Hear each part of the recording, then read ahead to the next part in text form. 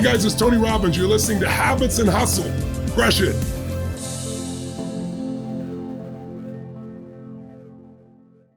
So I'm still in Miami, still staying at the Carillon Wellness Resort, which I feel like it's like my second home. And I have to say, today's podcast, I am very excited for, not just because I have like a deep affection for our guest, but because he is seriously one of a kind who is probably the smartest human being that I know. Probably and will be the smartest human being you know. And he's literally a genius. His name's David Edwards. If you follow me on Instagram, I've spoken about him. We met at MIT. We were both speaking at this Resilience Fail lecture that they do. And I was very, very insecure because David was speaking before me. And his resume speaks for itself. So I want to just kind of give a couple of bullet points about David, and you'll understand what I'm saying. So David, literally, okay, so he is like a beautiful mind. So he is an MIT guy, a Harvard professor. He is, he's won Time Magazine's Inventor of the Year, not once, but twice, maybe even 3 times. That maybe I don't know about that time, but his latest, Time Magazine's latest invention, it won for 2020. It's for this new product. It's called FEND, and it's not even a product. It's a disruptor in the health space. David is really somebody who, his background, by the way, I should say, he is a pioneer not only in airway hydration, which is what FEND is about, but in, what was that thing you called it earlier? You called it the inhaled insulin? Inhaled insulin, yeah. Inhaled insulin. He sold his first company in under a year. The investment was $1 million. He then sold it for $150 million, probably now worth probably billions.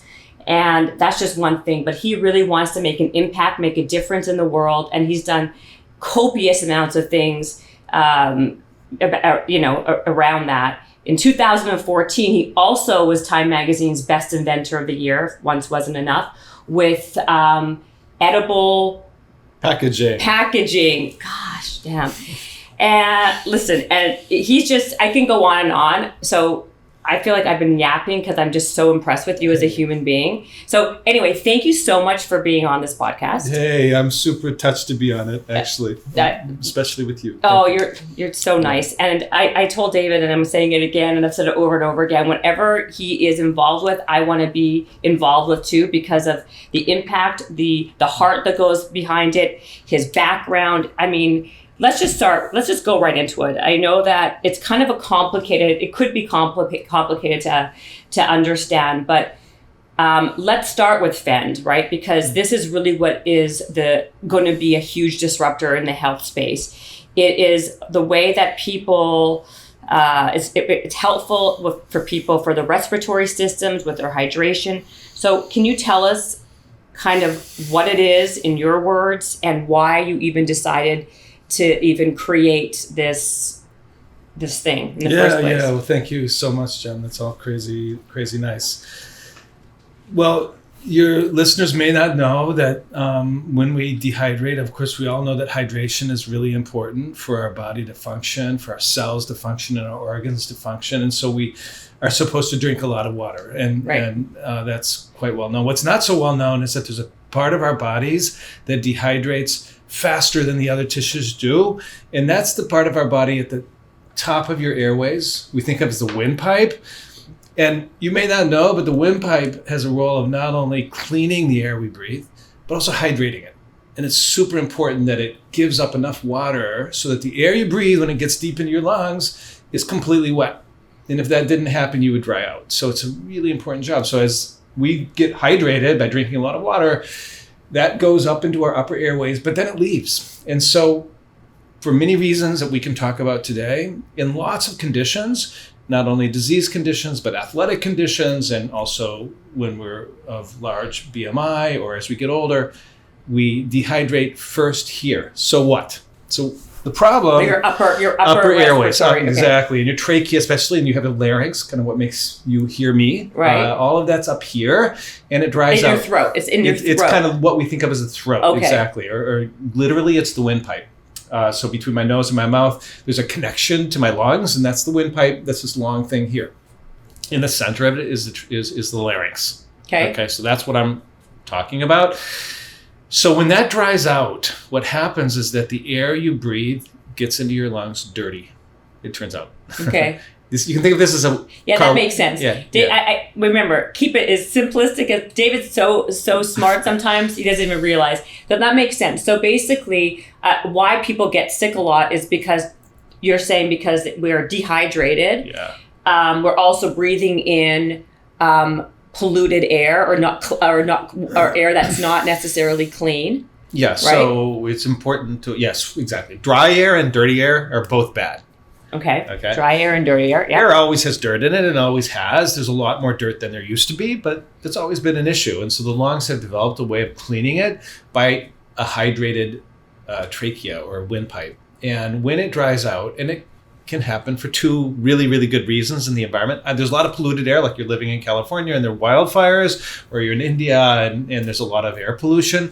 It can lead to this drying out, or you're breathing dry air. People may not recognize that we are, relative to 100 years ago, breathing really dry air. Either we're in air-conditioned environments or we're in a drying planet. And both of those things lead to a breakdown of the immune system in your upper airway. So what do? So what you need to do, and what we've discovered, is that by making droplets that are just the right size, that when you breathe them through your nose, they land in your nose and here in the windpipe, with salts that are in your body and also in the ocean, by the way, you can hydrate your trachea for 6 hours once you administer FEND. So this is what after I met you at MIT, right? I was so excited. I was telling everybody about you and your and FEND, and the way I was describing it to people, and tell me if I am accurate. I say the reason why it's a game changer and the reason why this is such a disruptor is because it's not only you kind of patented and figured out not only how you're breathing it in, but it's the size of the molecules that your body can actually absorb it, right? So that's the secret sauce, right? So a lot of these other things that could be on the market, it's not even effective because it's not even entering your trachea. Yeah, voila. So there's two factors. One is exactly what you said. The droplets are just the right size. People didn't understand this before. Like a normal nasal saline, for example, all lands up in your nose. In your nose, right. And it needs to get into the larynx and beyond. And so you need people do breathe in aerosols of salt, but they go deep in the lungs. Right. And what's important is that the salts not only have the right size, but they have a high calcium concentration. That's also new. And it's the combination of calcium and the right droplet size that make this hydrate and last. Got it. So it's also the calcium. So yes. Why? What does the calcium do? So what does the calcium do? So I need to explain a little bit that when so the calcium actually cleans up the surface of the airway lining mucus, to be clear. So calcium, magnesium does the same thing, by the way. So like if someone's listening to this, or can someone else just do the same thing? Or is it because they can put calcium, let's say in a different product, but they're not going to be able to figure out the size of the actual molecule, right? So to be clear, we are using in FEND, and I can demonstrate FEND for you so there's a little mist of salt water that comes out. There's only water and 2 salts, which are very common, right? They're in the ocean, you're in your body, they're very common. This can be made in the developing world really, really inexpensively. It's true that we patented it. It's something that we own. It's something that we've invented. And so we will bring this globally. But in parts of the world where people are dying, there are billions of life years lost on the planet with every generation by the fact of having dry upper airways. So we're committed, and the fact that it's so simple to make and so easy to do, in getting this to people who need it most and can't afford it. So what were we doing before? I mean, I should also say this was only on the market for only once it was like I said, the invention of the year for 2020, it was sold out in record time, right? So there wasn't anything even in the market. It just came back. You guys just got enough right now. Again, so we right? we gave an early product to people. Of course, we have 10,000 or more consumers in the United States who've been using an earlier version of the product, but the actual product came out a few weeks ago, and then we sold out the stock really quickly. We'll be back in stock in January, and then we will hopefully not run out. We can produce as many as we need, and so now that we understand what the demand is, we'll do that. So what were we doing before? Well, actually, humanity evolved over millions of years breathing humid, pretty clean, and pretty salty air. That's what we were doing. We were breathing just air that was pretty clean, pretty humid, and pretty salty. And so our lungs got really good at dealing with an occasional particle, right? So we did make fires and caves, and we did have like wildfires. And so we were breathing dirty air before, but our lungs were able to handle it because they were used to breathing pretty humid, pretty clean, and pretty salty air. And suddenly, particularly over the last couple centuries, obviously before then, but especially with the population growth, the last couple centuries, we're suddenly breathing air that is very different. It's way dirtier, it's way drier, and it's not too salty. And so what FEND does is it takes really a breath of ancient air and it puts it in your upper airways and it makes it last for 6 hours. So when did things start to decline for us as like in the early 19th century. And so I don't know if you know that as industrialization began to take place. Absolutely. And so respiratory diseases like we know them today really trace back to COPD and asthma, and then tuberculosis really trace back to the early 19th century. And by the way, I don't know if you know that in Europe initially, and it was discovered that those who were not getting respiratory disease were the salt miners.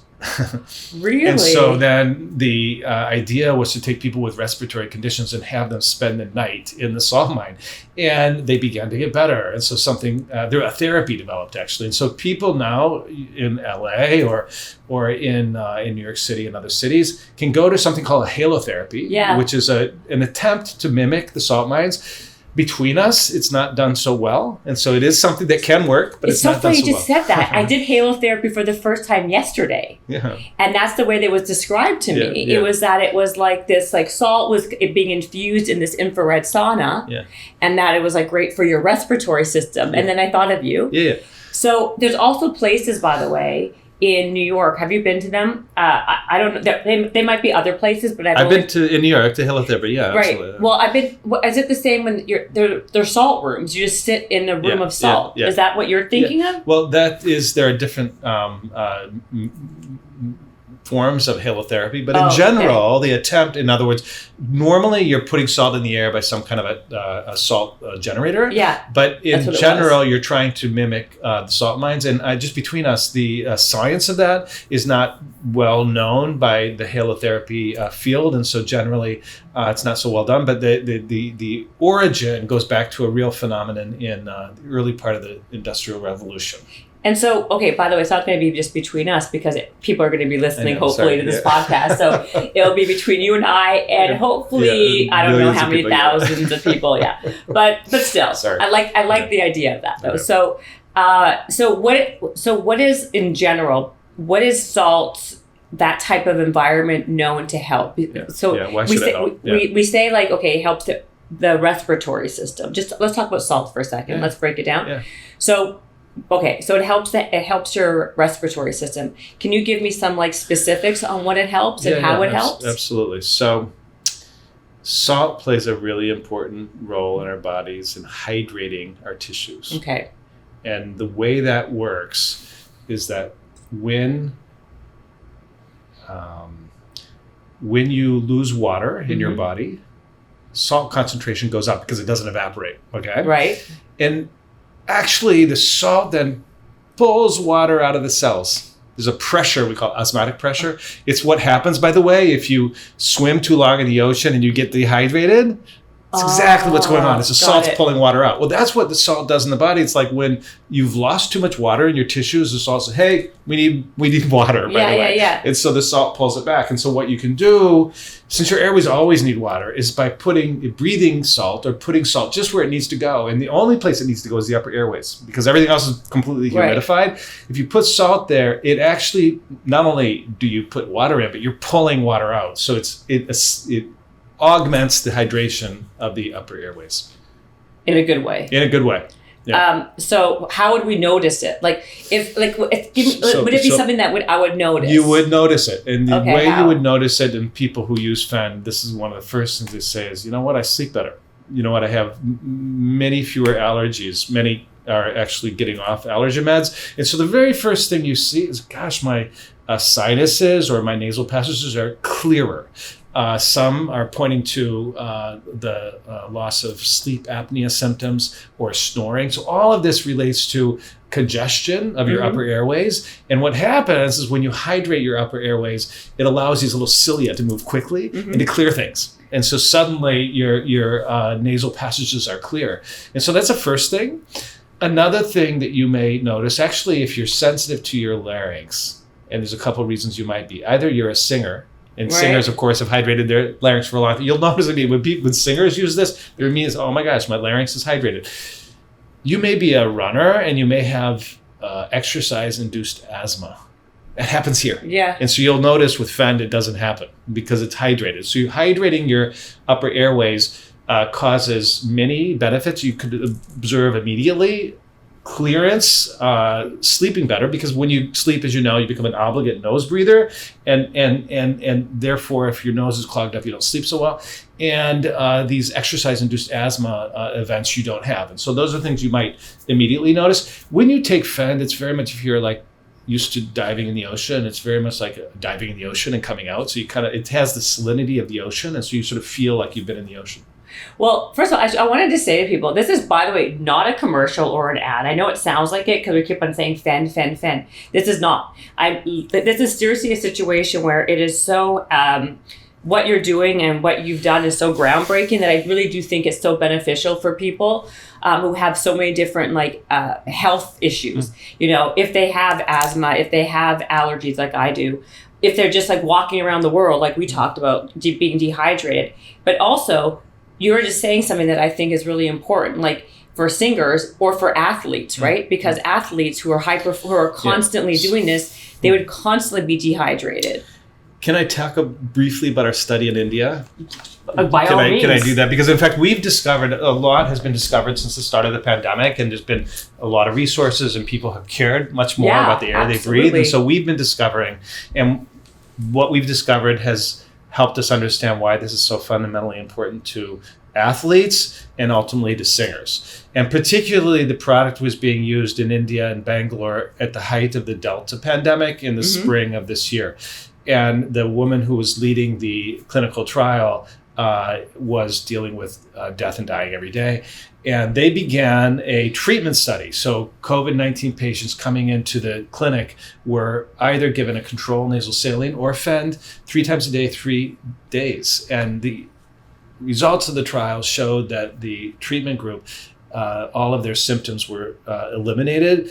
The rescue therapy went down, which was all pretty amazing, just 3 days of treatment. But what was most amazing was that the oxygen saturation went up in all of the FEND group. And so the question became, why is that? Normally in COVID-19, your lower airways become broken down and they don't absorb air. But if we're delivering to the upper airways, why would that matter? And so we all got an Apple Watch and began to measure our own oxygen and what happened when oxygen fell at night or when we exercised, and you FENDed. And we found that the oxygen saturation went up. And it led to our most recent article, which is in review right now with Nature Scientific Reports, where we showed that when you exercise, by the way, the same is true, turns out to be when you sing, your trachea dehydrates, your larynx dehydrates. And when that happens, that's a problem, another problem. Why? Well, the larynx is where you have your vocal cords or your vocal folds. Right. And those things have to open when you breathe in and close when you breathe out. And when you speak, they vibrate like 100 times a second. So they have to be really wet. Right. Elastic. And so when they dry out, they don't open and close as well, and therefore air doesn't get in as well. And so what we found is when everybody knows that when you exercise, oxygen saturation falls, but what we've discovered is that part of the reason why it falls is that you're not getting as much air in. So you want, whether you're singing or exercising, to Right. keep this hydrated to get maximal oxygenation of your body. And what's the purpose of, what is that? What is maximal oxygen in a very easy way to understand? Your glottis or your larynx, your windpipe opens up as far as it can. Okay, that makes sense. As far So as it can, so you get all the air you need. So you perform better. So you perform better. Okay. And you also have less.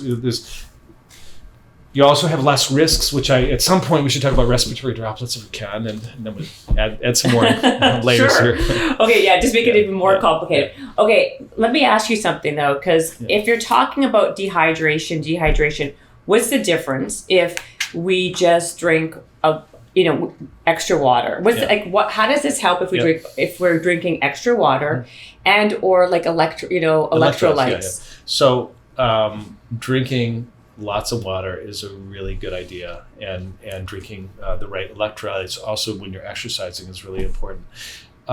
What's important to understand is if, for example, I drink a liter of water, will that water end up in my trachea and my larynx? Yes, it will. Will it immediately end up there? No.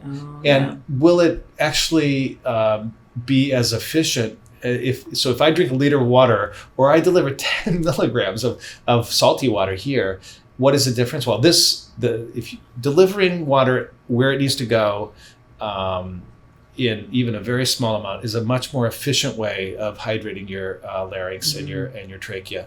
And it's important to understand that when you're exercising or when you're not and just breathing dirty air, or breathing dry air, or just breathing a lot of air. I don't know if you understand, I'm sure you understand that James Nestor in his recent book is pointing out how much air we're breathing. We're breathing too much air. Well, wait, I'm going to ask about that. Yeah, we're gonna, no, that's good. Yeah, go ahead though. You can bring it up. Go ahead. You're saying it. Yeah, so James Nestor in his book. Well, but most people probably don't know who that is, but he's somebody who is a journalist who wrote a book called Breathe that is, you could talk about it because you know the more of the science behind it. Yeah, so it's a phenomenal book. It's called Breath. And it came out in the last year or so. And in his book, James, who in his previous book was looking at free diving and what happens in your lungs when your CO2 levels are increasing. And so understanding the ancient rite of breathing that is documented in all ancient civilizations that really points to the importance of breathing through your nose. Mm-hmm. And he points out, and this has been discovered by looking at skull shapes and so forth, that our skulls have evolved a lot actually in the last 150 years by virtue in part of eating the wrong thing. Actually, in eating increasingly processed foods, among other things, our chin has fallen back and we're not chewing as much. And one of the consequences is that we're more obligate mouth breathers. And the consequence of that is we're breathing in too much air and among other things, we're not hydrating our larynx effectively. So James doesn't get into this, but he's pointing out the fact that nasal breathing is the natural form of breathing and breathing a lot less air than we do right now. Because we're breathing so much air through the mouth, we're needing to hydrate way more air than our bodies are capable of. And so even though you're really well hydrated, you can still be dehydrated in your upper airways. So how did you come about this whole thing, right? So can we talk a little bit about your background and the evolution of your career? Because like from how you even came to this kind of realization. Well, I began in applied math and I had a very small audience and I had a couple textbooks, and there was a problem in the 1990s and it was related to lung disease and the fact that you can't really analyze the lungs very well because they're very complicated. And so people were beginning to look at Harvard. What happens when you breathe in particles and you breathe them out, and you look at what comes out, can you figure out what's going on in the lungs? Were you at Harvard already? At Harvard. I was at MIT at the time, but there was researchers at Harvard that came over actually said, we have all this data, we don't know how to understand it. So I modeled it, and I was just interested in the modeling side of it. I met somebody named Bob. Hold on, before you go there, can you just tell the story? Because I think I want to go back even further, right? Because I think, like I said, you're so fascinating to me. So I want you to go back to like your beginnings, right? You're like a kid from Michigan, didn't come from anything. You were you were cleaning carpets, like to go to school, to go to community college. Yep. And you were doing that. Tell us how you even went from that, because you never thought in a million years that you would end up, never mind doing what you're doing now, but at Harvard as a professor or at MIT. Can you just talk about how you even ended up at MIT? Because I think that story is really amazing. Well, and it humanizes you. It makes you feel like relatable. I was cleaning carpets. And so I actually was finishing my undergraduate degree, and I hadn't applied to graduate school, and I had turned on to math at the last end, and my advisor said, have you ever thought about IIT in Chicago? And I had not, and he got me in because he knew somebody. And I was at IIT in Chicago, and a professor from MIT came by to give a talk, and he saw what I was working on. He invited me to come to MIT. Wait. You say he saw, you're speeding through the best part of your story. Like the whole thing was when you told me the story, I was like, oh my God, it literally is like Goodwill Hunting. Like you were like I said, you were cleaning the carpets and you were trying to get yourself through your community college in Michigan. Then someone said to you, okay, go to IIT, did you call it? IIT. Illinois Institute of Technology. Okay, so then you're there, and then some random MIT professor was like passing by and saw your beautiful like algebra of some kind, like in Goodwill Hunting. So it was not exactly, but he came to give a talk. He gave a talk, and he knew my advisor, and he saw what I was interested in, and I was interested in theoretical things that my advisor wasn't specialized in.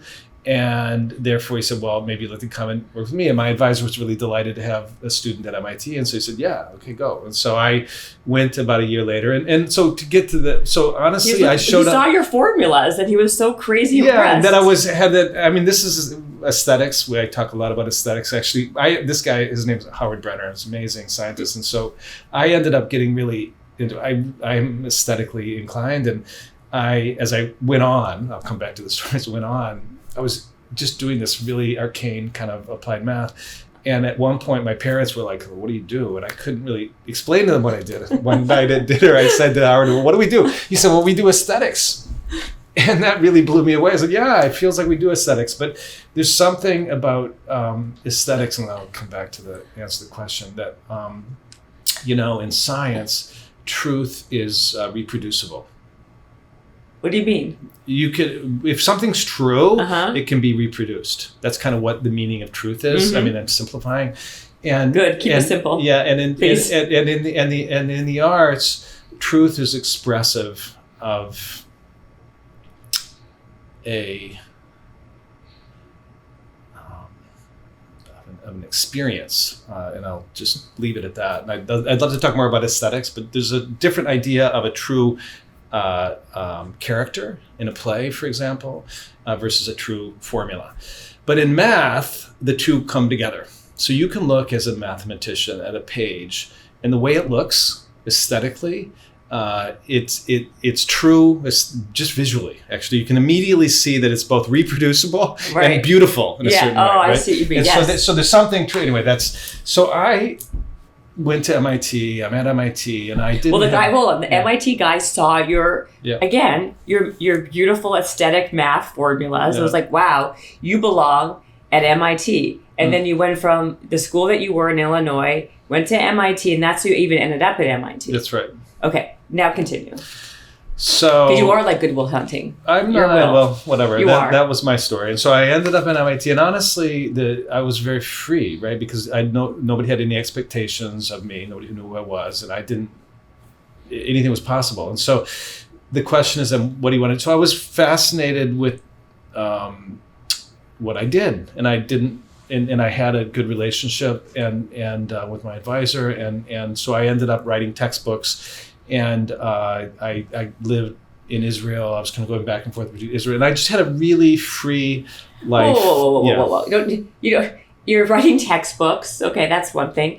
Then you ended up going back and forth to Israel. Why? What were you doing in Israel? So when I finished my PhD, I had issues with my dad, honestly, and so I was kind of wanted to get out of the country, and I traveled a lot with friends, and I had he was came to do a residency, a professor at Technion, which is a university in Israel, and he was interested in me coming and working with him. And so I tell people what Technion is, because Technion is kind of the MIT of Israel, yeah. And it's in Haifa, in the northern part of Israel. It's where all the best ideas in the world basically are birthed and created. Technion is like a world renowned. It is. It's like MIT, isn't it 2.0 kind of? Yeah, in the world? It's an amazing engineering institution. And so anyway, I went and spent more or less 4 years back and forth between MIT and the Technion, and actually that's when I wrote my books, was going back and forth. It was super liberating for me to be living in Israel for lots of reasons, and so to kind of come back, here I am writing these books, and I met the woman who's going to. Aw, here's a Kleenex. Oh, it's so cute. No, I mean, what was interesting is at this point, I'm a very just into my world thing. I had a very small audience, and I was happy with that, frankly, and my life was super happy. And I met this woman.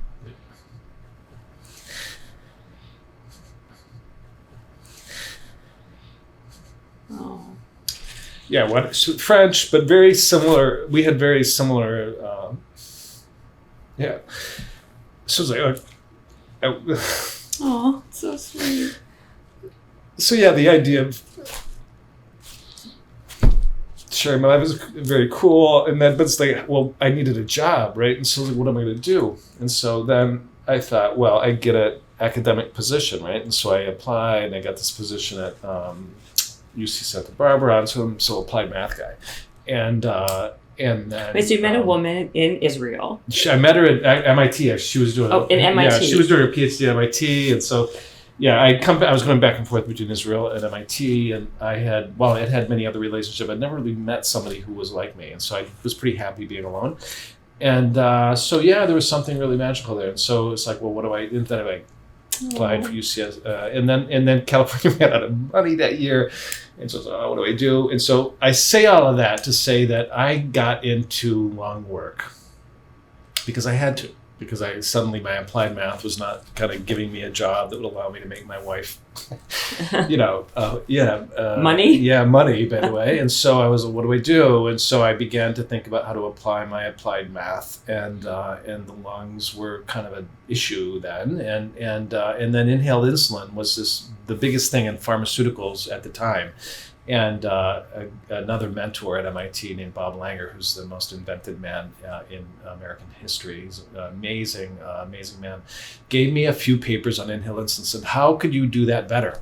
And so that's when I came up with this idea that we could make insulin like a wiffle ball, and then we could get it into the lungs in a really simple inhaler that looked, by the way, very much like what that FEND looks like. Yeah, and so that. So what that guy's name is? What is his name? Bob Langer. And isn't that Bill Gates's mentor? Or? Well, he works with Bill Gates a lot. Oh, he works with Bill Gates. Sure. Okay, so that's how you became like the pioneer or go-to guy for inhaler lung. Yeah. So what happened was that happened. I got a lot of attention for that, and.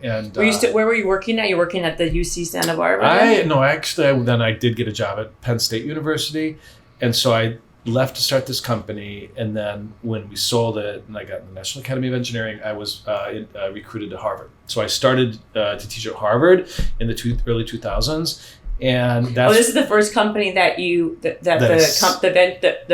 they're called Air. Air, well, exactly. Right, Air, and that was your first company. Yep. And that was how many years ago? Now we're talking. Well, we sold it 22 years ago.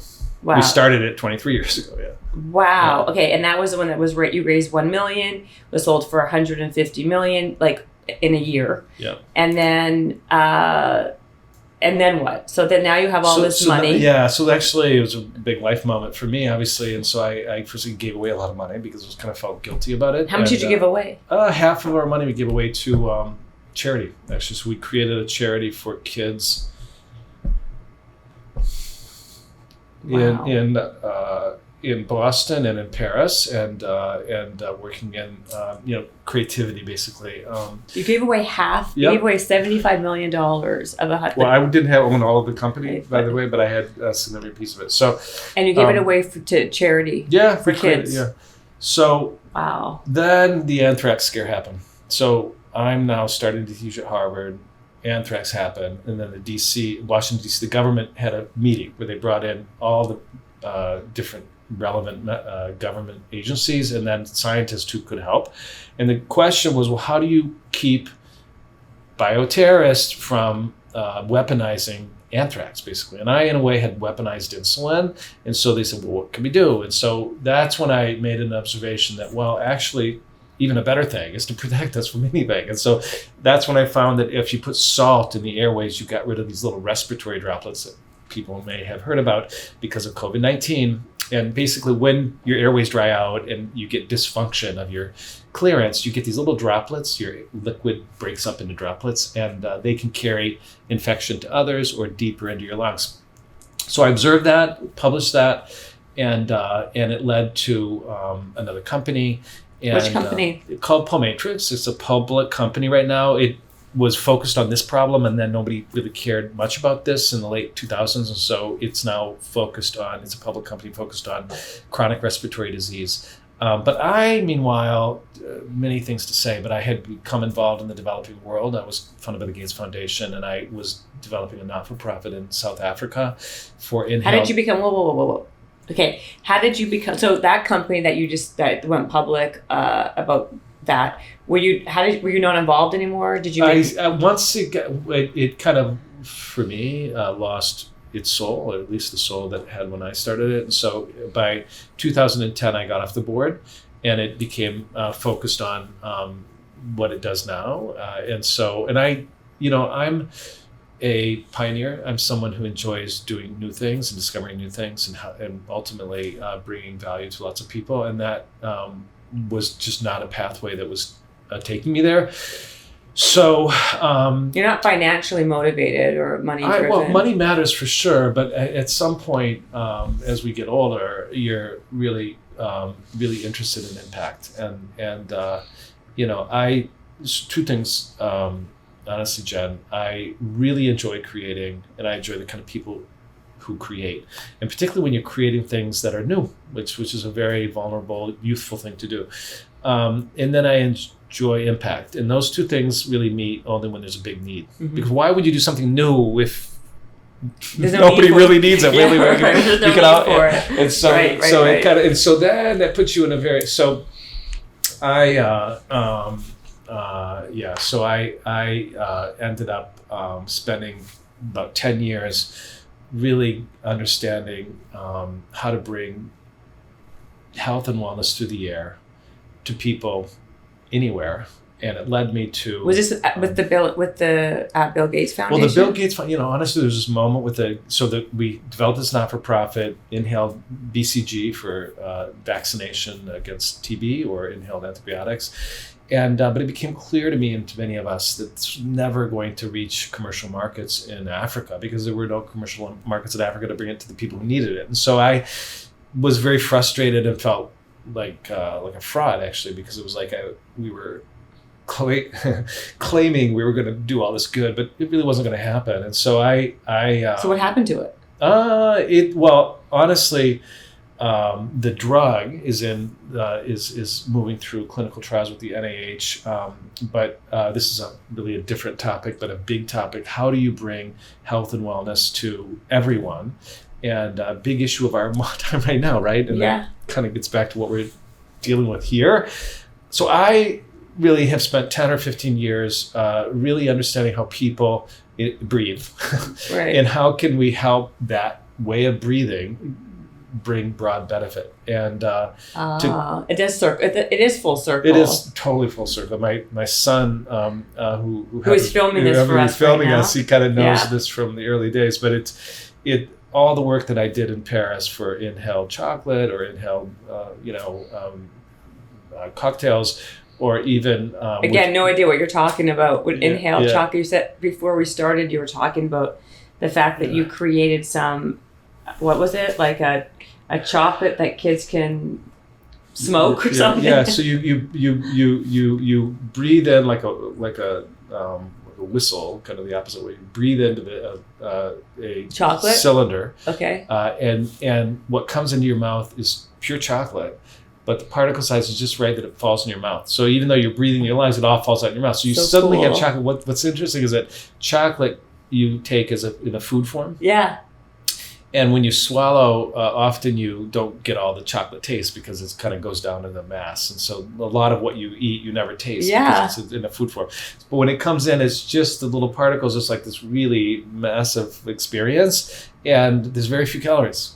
Right? There's almost no calories. Wow. So you can yeah. inhale the chocolate without any barely any yeah. calories? And so Where is it now? Well, so this is a pretty funny story. Is that it was quite hot in Paris, and then when it came to the States, Chuck Schumer got wind of it, and I am in Amsterdam with my family on vacation, and I think I was in the bath, and I get a call from a former student who's leaving this company saying, well, Chuck Schumer just went on national television and said this cannot come, and because he thought it was going in the lungs. And Oh so my he said, I want the God. FDA to stop this. And so it took several months for the FDA to acknowledge that we had clinical data that showed it didn't go into the lungs and it was okay.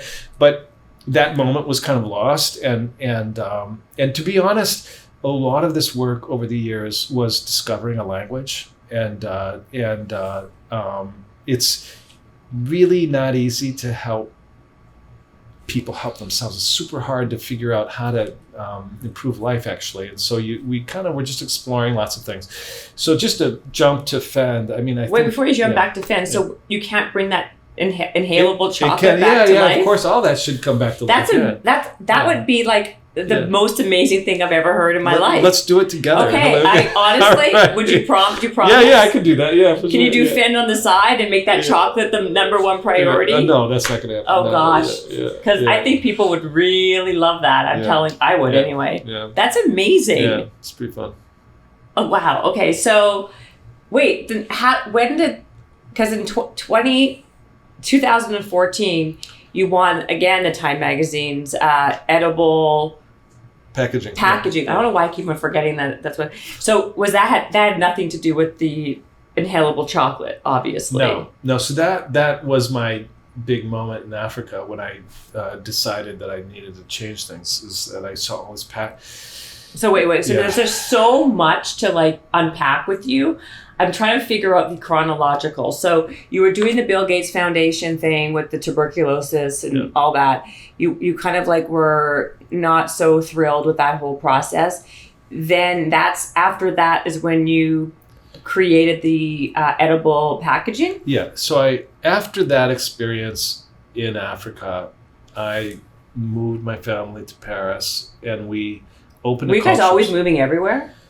We've been pretty toggling between Boston and Paris, but we lived for several years in Paris, and I had an innovation center with artists and designers, a public cultural center where we did experiments at Frontiers of Science, and lots of great artists and designers, William Kentridge, Philippe Starck, and the experimentation led me to food, and both food as air and food as food.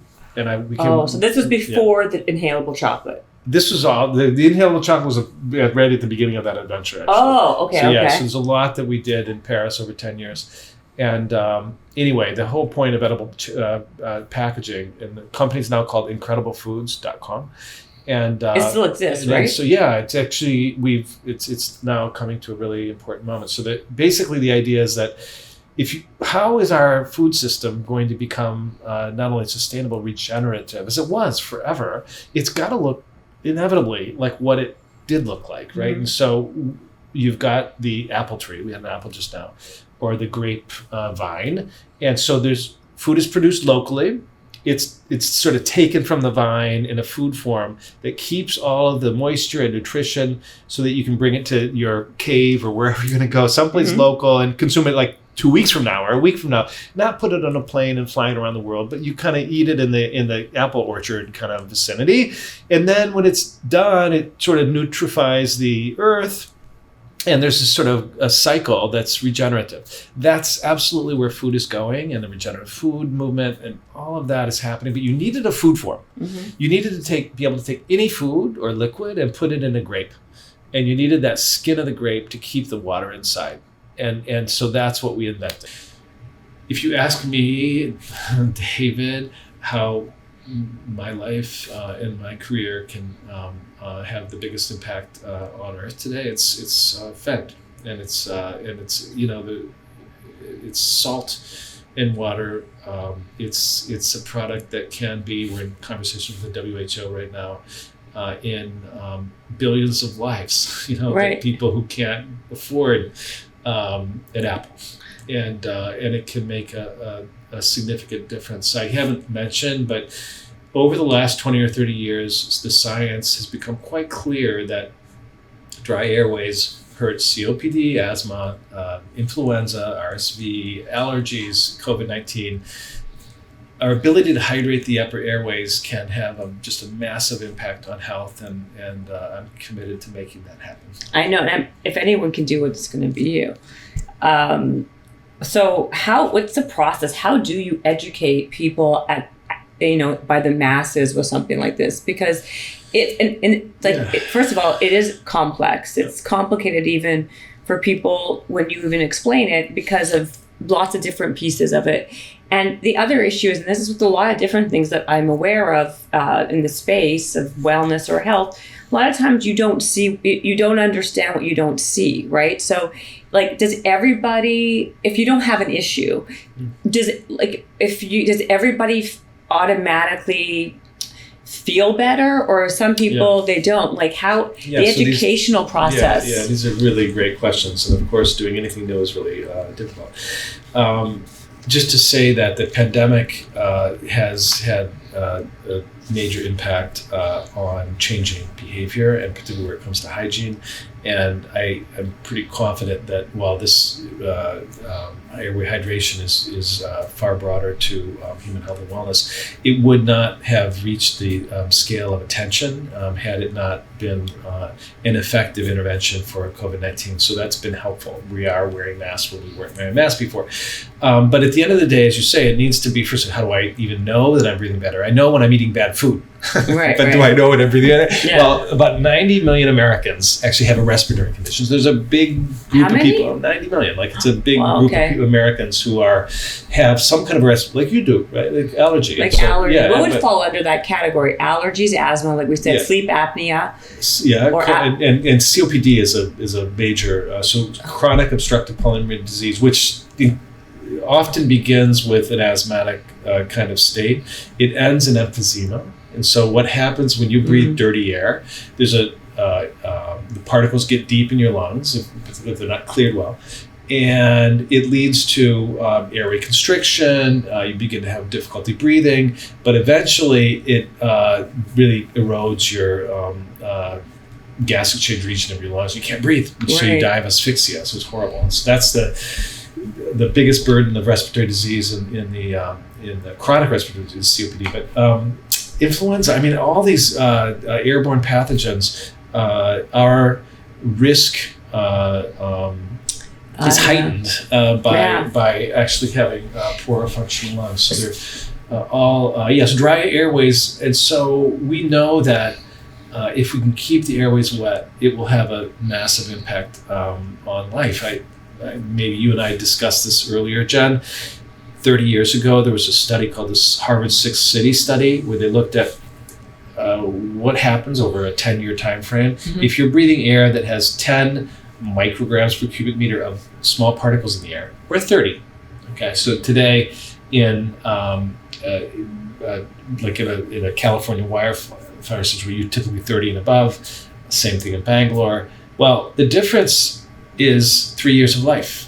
And so your life is reduced by 3 years on breathing air that's 3 times as dirty as it is here today in Miami. And to give that perspective, if we eliminated all forms of cancer, we would prolong human life by 3 years. So the impact of breathing dirty air is not only is it allergy not a great thing, not as asthma a bad thing to live with, we're shortening life. And so it's an easy thing to do. It's an easy thing to help people live better and longer. No, that actually does make sense. So it's a question of like educating people. That's why I wanted to do this podcast, because people don't know what they don't know, right? So having this information out there is I think really helpful. So I have a couple other questions. So you said actually something that was interesting. Do you have any other facts, like when you were doing all the research on this? Can you give us some like actual hard facts or stats that you did find, like studies that you did? Yeah, so we have done since the start of the pandemic 8 or 9, I think, human studies, and we published several articles with the results of those studies. So what have we found? We found that, and I should demonstrate how this works exactly. So you squeeze this. Most people are probably listening, not watching, but you can still, so if you are not watching. All right, so you place this pump spray in front of your nose, you squeeze it, and then you breathe in the mist deeply. It takes about 4 seconds, and you want to do that twice.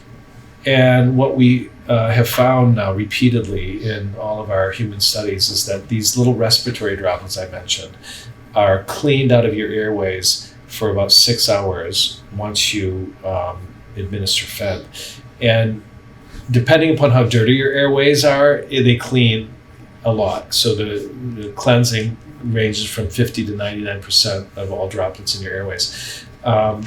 We have in our COVID-19 study that's under review right now shown that we can, if you happen to be infected, we can lower symptoms, in fact, eliminate symptoms on daily treatment. So what are we doing? We're making the upper airways, as you may know, when you're infected by SARS-CoV-2, it typically lands in your upper airways. And if it stays there, you don't get symptoms. And so what we found in the study is that by daily, 3 times a day, treatment, you could eliminate symptoms and then increase oxygen. So that's the other thing that we found, is that when your oxygen falls, and particularly when it falls significantly, we're talking about down to 96, 97%, or obviously below 95%, fending often raises your oxygen saturation by opening up your glottis. And that, of course, has really significant impact on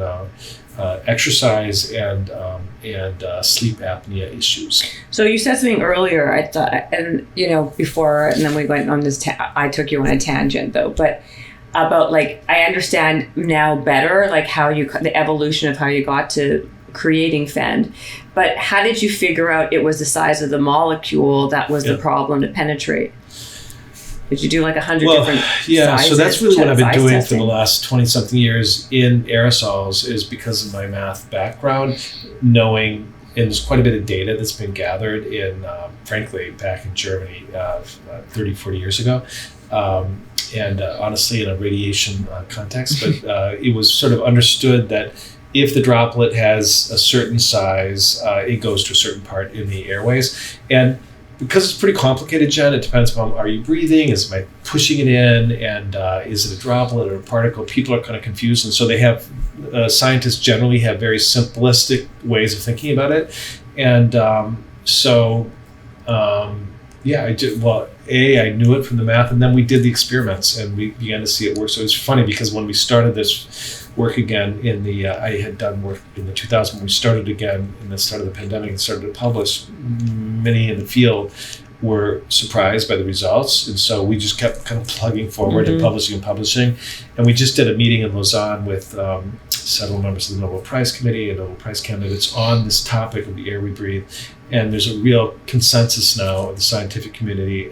So it makes sense, but like many things in science, it doesn't make sense at first.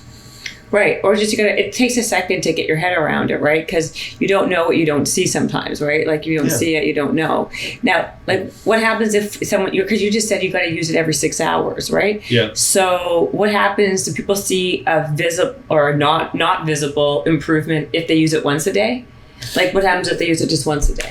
Well, any hydration is better than no hydration. Zero, so that's for sure. I mean, I think it's important to point out, and if you buy the product today, HelloFed.com, you get the product and you get a little note from me saying that I believe so strongly in this. That if you take a Breathe Better challenge, 21 days, we'll give you your money back if it doesn't improve your breathing. So that in the Breathe Better challenge, you get a little 1-minute video from me every day, and I help people educate. I help them understand firstly what's going on. So how do you measure this? How do you know it works? Mm-hmm. And then why does it matter long term? So there is this real effort to educate, but it's so it's true that if you do it once a day, that's helpful. If you were asking me, David, if I were doing once a day, when should I do it? I think it depends on who you are. Obviously, if you're going into an environment, going outside, or where there's a lot of particles in the air, or pathogen, or if you at night you have problems with sleeping, and we have dirty air in our bedrooms too, it may be at night. So it could be in the morning, it could be at night. If you're an athlete, do it before and after you exercise. Before, but if you're going to do one, before or after, because before it will help you, but after. I would do it before. Before? Yeah, I would do it before. And would you say, I know you're not going to say because of legal reasons, but if someone were to do this, does it help with, potentially, getting COVID or with the flu? Yeah. Or, Yeah. Can it actually get rid of allergies? Yeah. So I think that the data is really strong that hydrated airways lower risks of COVID-19, the lower risk of influenza, the lower risk of allergies, and that data is really well known. We have lots of feedback from consumers. I would say that most consumers have bought the product out of fear of COVID-19. Most are using it because they feel better. And the three things that they say most is allergies. I mentioned earlier sleep, and then the exercise-induced asthma. We can't, while the company can't, like a mask, it can't market itself as a drug. It isn't a drug.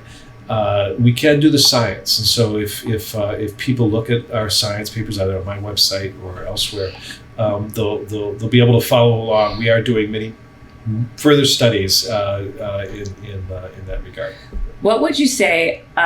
Because to me, like I actually did use. And I was very purposeful. I used the word, like, I do think this is a disruptor in this space. Now, what would you say for people who would say, this is just another gimmick or a product in the wellness space? The problem is in the wellness or space of wellness, fitness, health, whatever you want to call it, every day there's something else that says it's going to do something for you, it's going to improve something.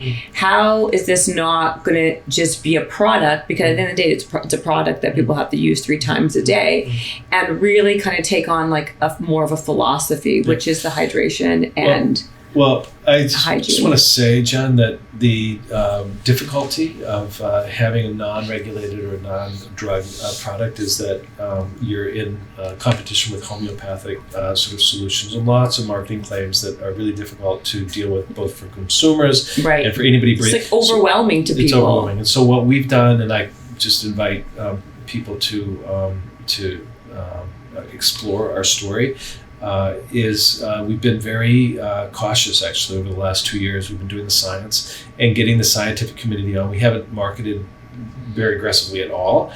We will become more aggressive marketing in the coming months, but really in concert with international scientists. I would just ask your listeners to look into the work that we're doing with international scientists to there's a not-for-profit called Next Breath to bring this intervention to people around the world. What is that? What's What's Next Breath? I don't know what that is. Yeah, Next Breath is a not-for-profit. It was created alongside our company, and it's led by Lori Carnath, who was the president of the Explorers Club, and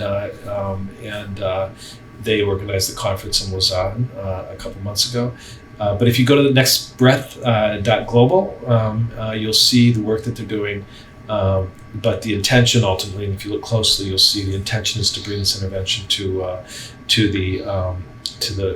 those in parts of the world that are dying principally by respiratory disease. So I don't think this is a typical story that you would associate with many supplements that work really well. Mm-hmm. And so I think there's something here that's kind of belongs to our moment and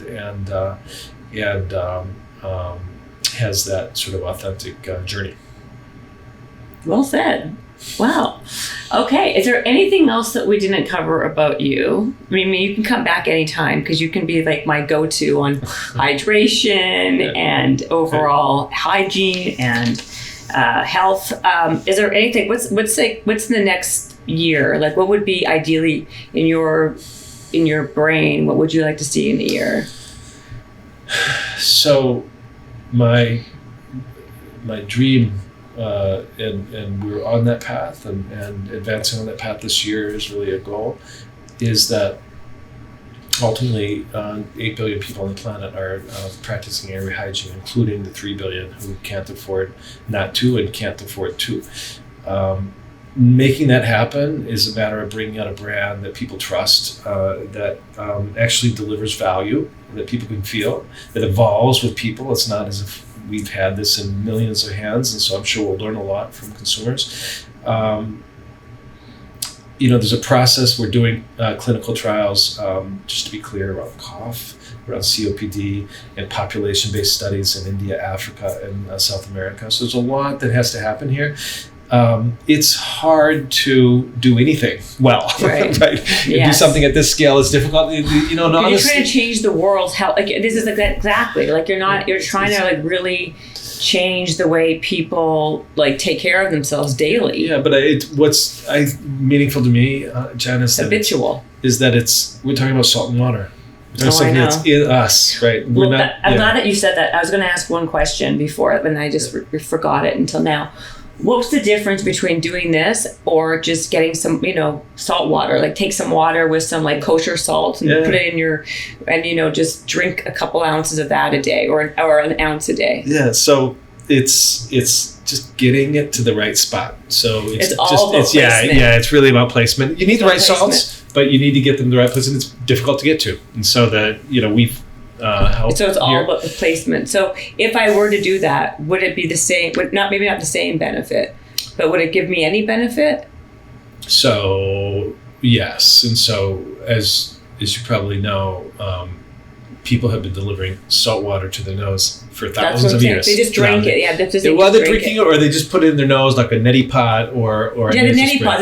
That's what I had as a question too. And so that, what does it do? It cleans your the mucus in your nose, really, and so it decongests and cleans. What's the difference with the two?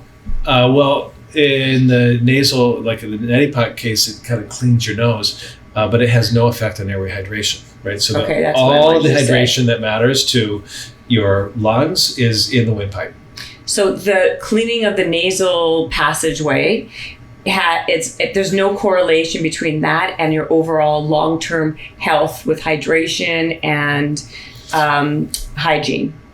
Right? It is a local hygiene, which matters. It really helps. And a lot of people maybe who are also listening may practice nasal hygiene, and that it actually works. But it is not addressing the issues of respiratory health, well-being, and oxygenation that airway hydration does. And so there's no real benefits for musicians or athletes to the same degree, obviously, because of where the location is. Yeah. Right. Yeah. So I would use that when I have a cold, but then it's Yeah, then it's you really just, an upper, like a nasal congestion. it's also uncomfortable. Wait, by the way, have you ever yeah, done that before? Totally. I hate Yeah, that thing. yeah, It's so yeah. awful. I can never do it. The water all goes out in the sink or on the floor and my hair. Yeah, that's Nothing true. ever lands in Well, my nose anyway. Honestly, Oh, Jen, if I so come back, awful. I'd love to talk about voice and singing. That's for sure. That you mentioned it. I don't want to get I into it right know. now, but it's a super fascinating topic and another place where airway hydration really matters. No, I'm sure. Do you want to say like in 2 minutes or less how it can help? 2 minutes or less, yeah. So maybe people know that singers have known for a long time they need to hydrate their larynx. Right. You did say that though earlier. Yeah, but what we've discovered now is that FEND hydrates precisely the laryngeal region that can make singers sing better. And so I'm not going to get into it too much right now because we're just beginning to work with some top voice specialists, but it's an exciting I'm going to give one topic. to a friend of mine who she actually, am I supposed to say it? I shouldn't say it, or maybe I should. Who cares? A friend of mine just told me yesterday that she's now singing the national anthem for the Super Bowl. Hi, Michael. I know her as Michael. So I think I'm going to give this to her as a gift. Oh, totally. before- Yeah, and we can put we can get her smart so that she's just Yeah, she's actually blowing coming on us the away. podcast soon. She's amazing. She's got a great voice. I've known her forever. And anyway, that's a whole other story. But that's exciting. yeah, it is super exciting. But I'm going to give this to her. So then, because I'm not a singer, but I am someone who likes to exercise. So just quickly, would it make me? Can I run longer and can I work out longer with it? Yes or no? Right. Yes. You can actually so you can better oxygenate your muscles, and you can reduce the risk. As you know, Jen, there's a real risk of post-running of upper respiratory tract infection and falling ill. And so hydrating the upper airways can both prolong and deepen oxygenation and reduce risks of respiratory disease or infection post running. How about preventative? Right. So like if I like for example, if I feel myself getting sick and I start doing this, would it help me from getting sick? Okay. And for all the reasons that we described, you always want your airways to be hydrated. There's never a moment, not at night, not during the day. You never want your airways to be not perfectly hydrated, because anything that's coming in, you want it to get out. And so you can never know. And everybody should just understand that while there are acute respiratory issues that we feel, there are long-term respiratory consequences that are just on us right now, and one only needs to look at the statistics. So 3 times a day, whenever.